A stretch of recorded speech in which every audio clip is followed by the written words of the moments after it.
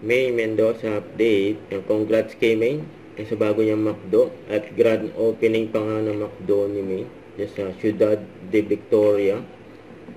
Ayan, kasama ni May ng kanyang family Mendoza. Ito yung pagdating ni May kasama ang kanyang family, mga kapatid niya nandyan din, present. Ayan, napunta rin dyan yung mga fans ni May. Ayan, ang dami ng McDo ni May more branch to come kay May.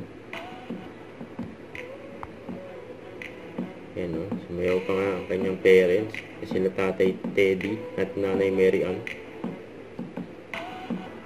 Hooray for today! The wait is finally over! McDonald's Ciudad de Victoria is finally open to serve smiles and feel-good moments for everyone. Kaya, kita kits! Yun, no? Congrats. Hooray for today! The wait is finally over! McDonald's Ciudad de Victoria is finally open to serve smiles and feel-good moments for everyone. Kaya, kita kits! You know.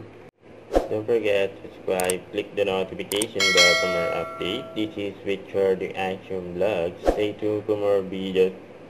See ya.